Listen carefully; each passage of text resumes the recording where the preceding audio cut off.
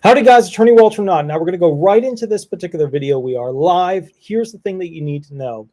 I spent about 2 years restoring the family farm, which is called Marble Mountain Horse Estate. And what I did with this farm was I went through everything from the woods to the house to the barn to the running sheds to the paddocks, the general fields. I went through the whole thing and worked and worked and worked to restore it back to and even better than it was originally. And now as a result of that, there is a group there that has gone ahead and basically rented out the entire facility, which is incredible. These are the lessons that I have learned from basically restoring this massive 45-acre farm. It was a huge thing that took me a really long time. And remember, it all started very early on with the idea that I was going to go up there, fix it up a little bit, take some photos, take some videos, and sell it.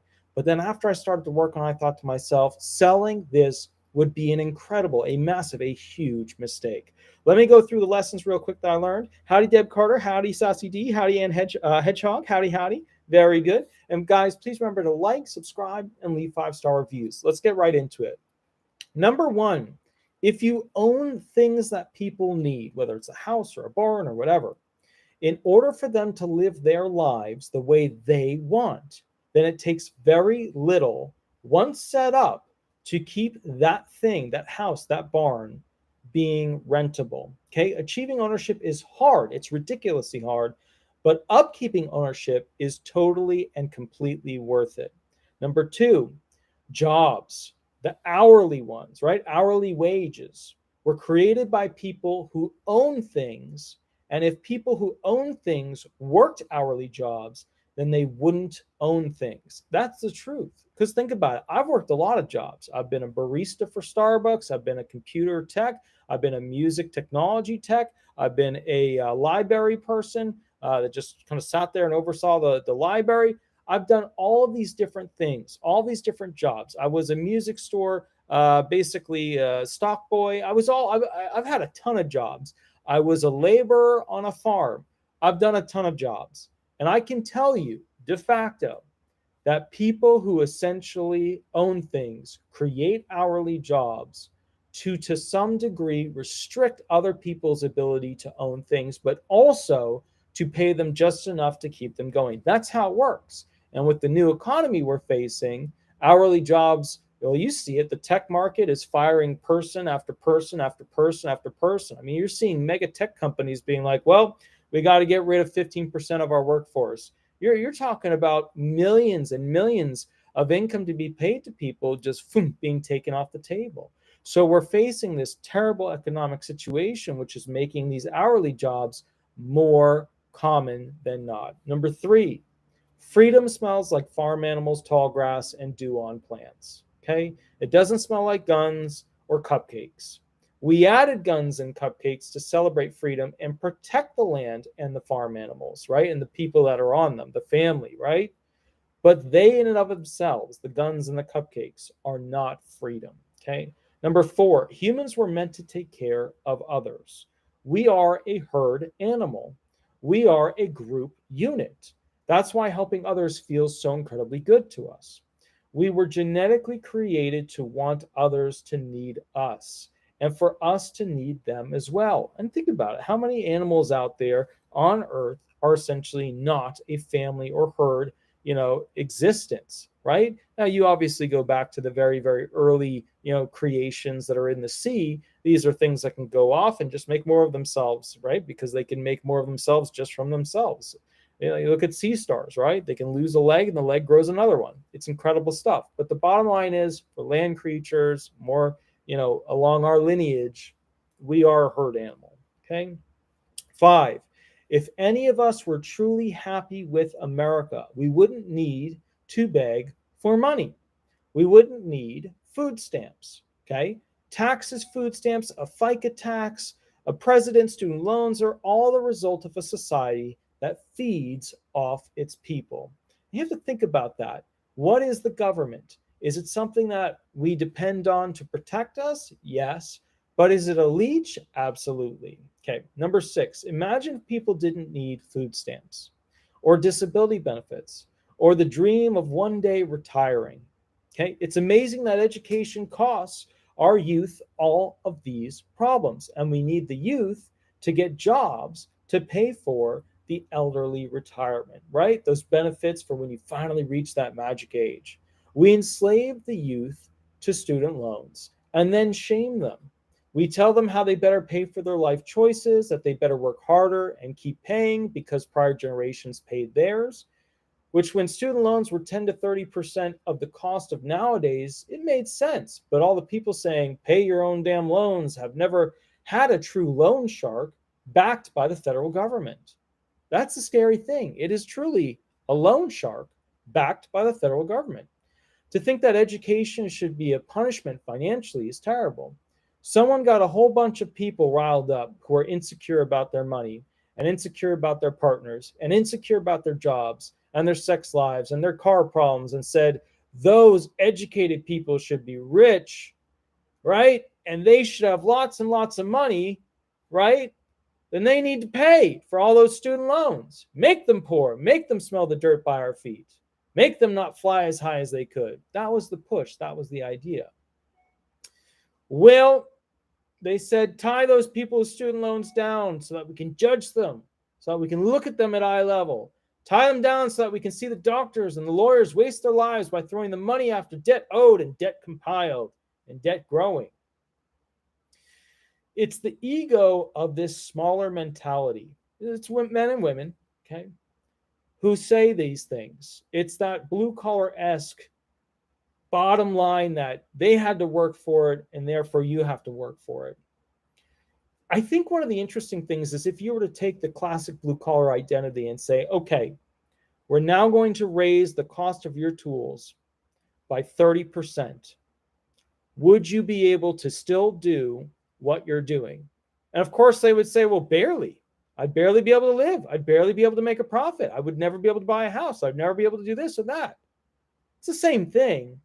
It's just people haven't figured out that that's how it works yet, because all the people standing at the top of the hill saying, I paid off my student loans, they didn't have a loan shark. Okay. So what really happened is that the politicians found a way to make the blue-collar workers earn just enough, but not too much. And the white-collar workers earn more, but throw it at their student debt. And for people like me, you got a life debt. For the rest of my life, I'll be paying those. This way, the blue-collar workers will scream, I don't want to pay for their education, while the white-collar workers are stuck providing specialized services that pay a huge chunk back to the government. The politicians found a way to convince the blue-collar, less educated workers to rally because they can be manipulated more easily mentally. And look, you could say, no, absolutely not. But if you don't have an education, right? If you don't have an education in management, negotiation, things like that, then you got to learn it along the way. And if you learn it along the way, you're dealing usually with people who aren't using the highest level of tactical advantage to basically mediate whatever you have away from you, okay? The politicians, they found a way to convince the blue-collar, less educated workers to rally. The higher scoring testing white-collar workers are on the student loan debt from before they know how to properly even read a contract. And think about that. That's what it is. I mean, you got these kids. They're bright. They're bright kids. They pass these exams. They get high scores. Before they even know what a real contract is, they're signing one for a huge student loan problem. So the blue collars live with lust that the white collar workers got their deserved punishment, that now they got to spend their life paying this debt. The white collar workers live with hate because the promise of earning more in America is vacuumed from their account every month. The politicians won because the blue collar workers are just not bright enough to see the big picture. They're just not educated on the BS of how it all works. It's incredible how they could reach that level and that mindset, how the politicians could manipulate just enough to do it right. So what you've got here is this lust for punishment that the blue-collar workers have against the lawyers, the doctors, the CPAs, even those who are working your standard office jobs. It's based on the blue-collar workers wanting more and not being able to afford it. Just like what the young high-score test takers felt when signing their first student loan. All across the board, it's ignorance. It is. And it's someone who is immature intellectually. Either the white collar workers who are trying to take the test, they're just not fully framed yet, they're not fully functional at that mature level, or the blue collar workers who have never achieved that higher logical, elevated understanding.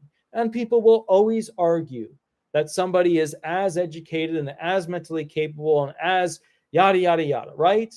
But if you don't have somebody feeding you the doctrines of brilliant people who came before you, there is no way in life other than the 1% of 1%, the greatest thinkers. If you don't have that initial bump, that initial push to get you there with the education, reaching that level, extremely difficult. It's extremely difficult. You might be the one-off theory-based supermind. You might. The ones we study in school. You might be it. But you're probably not, because we get only one every generation. So basically, it's this problem. The blue-collar workers, they wanted more, and they were told by everyone that, 30, 40, 50, 60 years ago, that this is the way, you make money, you work hard, you do this.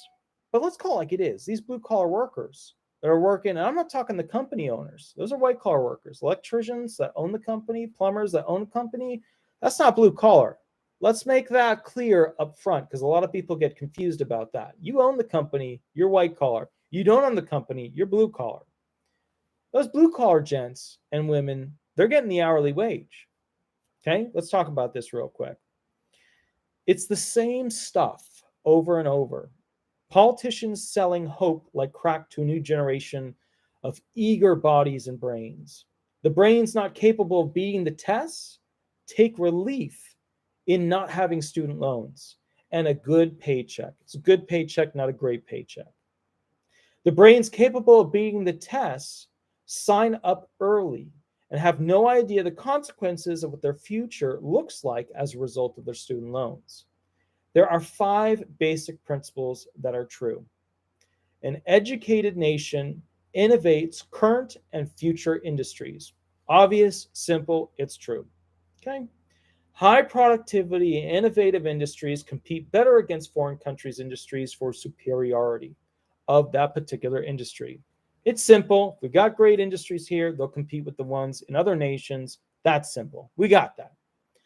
The winning company makes the most products because they are purchased the most, because they are the best. Simple idea. We got it, right? Best product means best purchase means lots of purchases. Okay. The country of the winning company gets to tax those products the most by the amount and price. So if one company in one country is making the thing that we all want to buy, then the country that is over on top of, that is the government overseeing that company, gets the most taxes from those products that are sold. So with that said, if they tax the products, the government, keep the blue-collar people's egos supplied with satisfaction, right? That the white-collar people aren't doing as well. And the white-collar people's accounts are emptied constantly from student loans. Then they have beaten us as Americans. That's it. Bravo, federal government, you figured it out. You figured out how to create modern slavery. You have produced an excellent crop this season of humans. Or should I say, an excellent generation of humans. You have increased profit, retained more of the wealth, and kept your animals in their fenced areas. These are the lessons that I have learned from restoring the farm.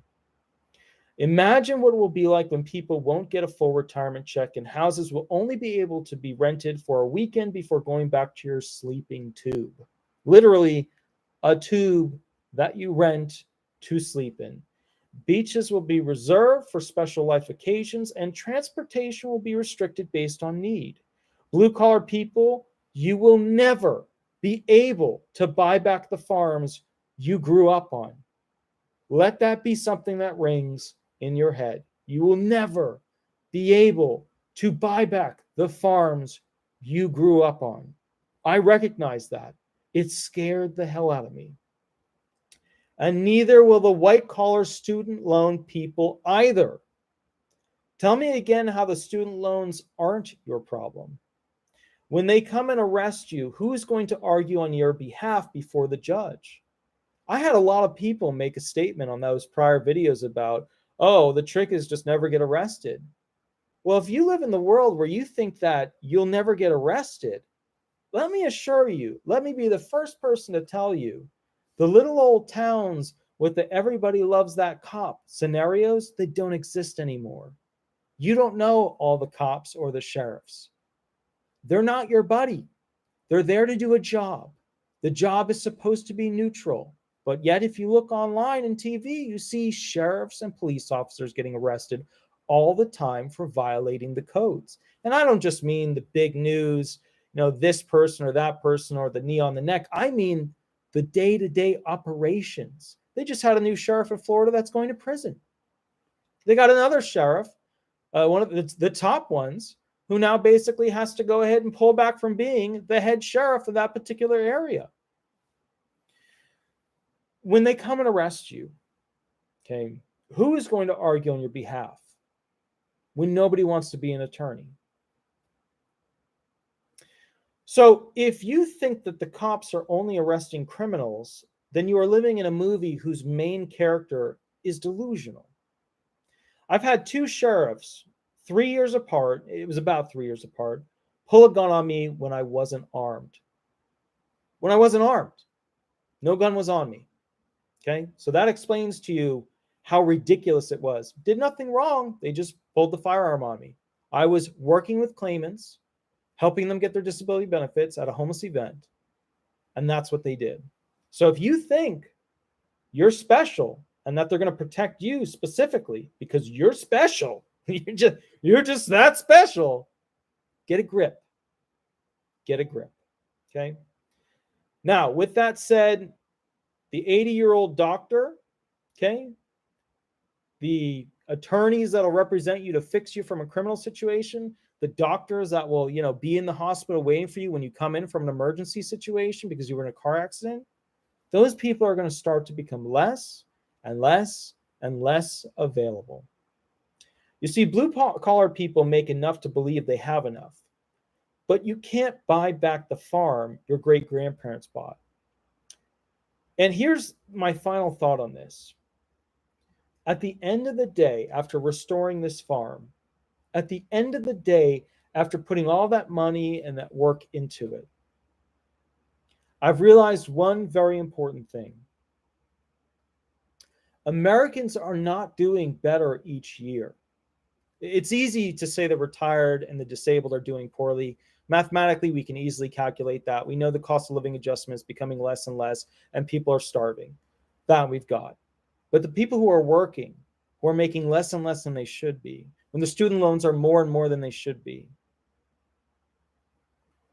Remember when we could buy acres and acres and acres of land? Remember that? Remember when your generation could do that? Remember when 3 generations up could do that? Remember when people bought 100 acres of land and it wasn't a big deal. 1,000 acres of land and it wasn't a big deal. Now, go on Zillow, go on realtor.com. You don't even see with most of these properties acre at all in the listing. All you see is square footage of the land. You know why? Because the land isn't even capable of being measured as something that's conceivable as essentially a half an acre, a quarter of an acre. No. They're much smaller than that now. And what America has done to its American people is take the American dream, the pie, and take a slice and give it to the government. And take a slice and give it to the government. And take a slice and give it to the government. You're down to your last pie slice. And you keep voting in the same moronic politicians that you've been voting in all this time. How could anybody love a politician that's been in there for 40 years who has done a poor job? Think about that. It's not possible. You couldn't take a superhero like Batman and have the population love him by saving people over and over for 40 years. It wouldn't work because at some point, people become manipulated to help the possibility of destroying and then actually destroying those things that are good for them. I go on television. Recently looked up some of these news, legacy channels. It was all about Donald Trump on left-leaning, like super left-leaning groups. Everything was about him. I looked to see again, is it Fox News? It wasn't Fox News I was watching. It was all of this left-leaning, all about Donald Trump, all about the white racism and so on and so forth. They keep trying to make us all hate each other, but we need to start hating how the government treats us. Because you, as disabled and retired people, most of you will not be able to buy properties in the future that are better than what you already have or don't have and would like to be an owner. Think about it. Just think about it. If you had all the right choices, if you had all the lessons learned in your head and you could go back to when you were 25 years old, could you make bigger things happen back then? Or can you make bigger things happen now? Well, back then, there was less regulation. There was more opportunities because, frankly, the systems were set up so that you could make money. The system was more pro-citizen. It was more pro-claimant. It was more pro-American. So my final thought here is none of you can afford to build a hospital. None of you can. But imagine in the process of that, your mind, of building that hospital.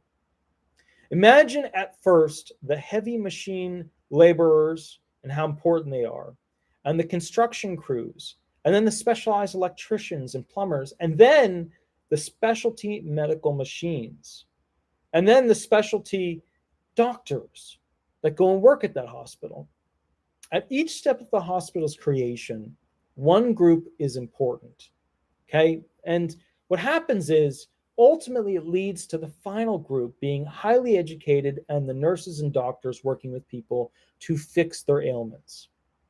The same blue-collar person will say, damn it, they are highly specialized as well. They will. They'll say they're highly specialized. They are, right? But the final product houses the practicing doctors.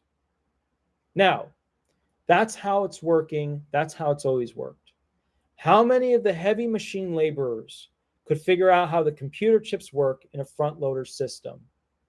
How about the electricians with the sensors in their sensitivity devices, or the doctors figuring out how their MRI machines work if something breaks internally on it?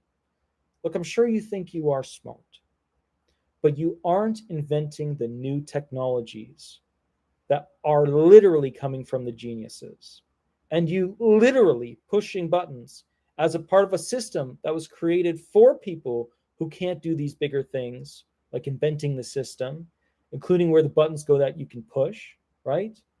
You're part of that system. You're part of the button pushing system, and that's fine. That's okay. The doctors are, just like the guy running the big machine.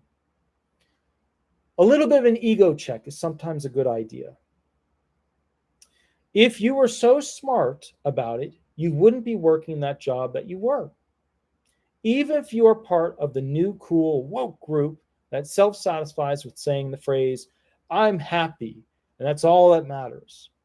The people who tell me that they're happy and that's all that matters, they got a lot of anger and some demons sometimes in them. What would that smell like? And I'm talking about, oh, wow, Shirley, thank you for the $4.99 donation. I really, really appreciate it. I really appreciate it. The little doggies are over there resting on the couch. I gave them some treats so that they could chill out. Otherwise, they'd be over here bumping me and trying to roo into my heart, which they always do, and then they get more treats. Now, here's the deal. And I think this is really incredibly important. When you look at the big picture, right? When you look at, were you able to make things? Were you able to do things? Were you able to achieve things? Some people can't, the disabled. Some people shouldn't have to continue doing it, the retired. Okay? When you think about all these big ideas, you got to give it time. And people will think they are smarter than you. They'll always think that they're smarter than you, right? And that's why we have this ego in response to it, where, no, I'm just as smart. No, I'm smarter, right? That kind of stuff. But do you feel like Einstein had to prove his intelligence to people? Maybe like one time, and then his writings were brilliant. I asked this idea of some people if they really believed that they were smart. And keep in mind, I did this to a girlfriend one time. It went horribly as an experiment. The ego check is that if we realize who we are, and America forces us to try and think that we're brilliant, but we're not, okay? But if we ego check, and I learned this about the farm, and we're able to sit back and reconvince ourselves that we're happy with where mentally we are at, not needing to be the smartest person, working more hours than Elon's, more brilliant than Einstein, doing more things than Tesla could create in his laboratory way back in the day, when he was inventing all these brilliant things. I think the number one thing is that our ego as Americans eats away at us. And we use different things to battle that ego. We use love from somebody. And sometimes that's not enough and it leads to divorce. We use things, right? Gadgets and phones and tablets and interactions and Facebook and Twitters and people making us feel like they're paying attention to us.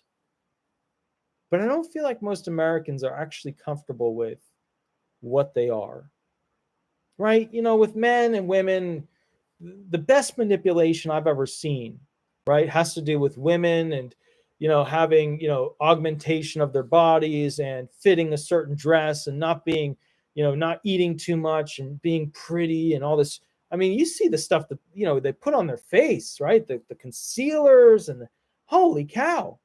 I mean, you want to talk about makeup, it's just clown makeup, but that's the color of their skin. That's what it is. That's what it is. I mean, it's a full, like if you're going to go and do a full clown setup worth of, different colors, and it's just, the rosy cheeks aren't a big red circle. It's a rouge, and it's, hey, and they smush it and they blend it, and then there you go.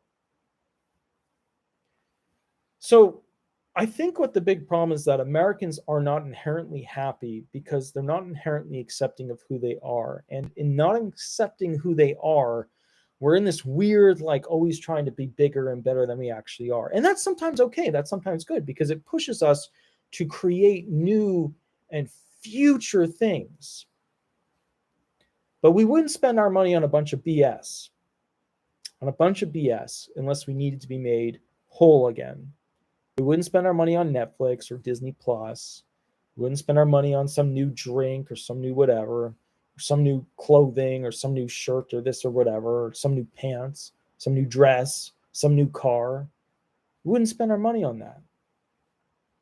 America has bred into the fabric of its farm livestock, us, the people, that we are not good enough. And that's weird. That's weird. And then they sell to us that not only are we not good enough, but that we have to give more to other people who are not Americans, other countries, immigrants coming into America, that we've got to give more and give more and give more. Whatever we do is not enough. We need more. I would like to question that. The politicians are inadequate. We're just fine. We are just fine. The politicians are inadequate. Okay. Anyways, guys, good night. I will catch you a little bit later. These are the lessons that I learned from the farm. And I hope you understand that if anything offended you in this video, take a moment and think about it. If something offends you, you have to gauge, right? The Holocaust, super offensive. How could we do that to human beings, right? Claiming that the new Wednesday show is racist because there were too many African Americans who were villains in it. I don't even know how they're arguing that. Like, when did we become so manipulated by the idea of creating a phrase called racism? Racism used to mean something back in the day. Martin Luther King understood what it meant. He did. Us modern Americans do not. We have no clue. When you scream at somebody that they're a racist nowadays, it has no weight to it. That's a problem. That's a problem. Used to be the destruction of a human being, right? It was built up to that point where if somebody was a racist and you called them out on it, it was hyper. It was a nuclear bomb to their life. But nowadays, it means nothing.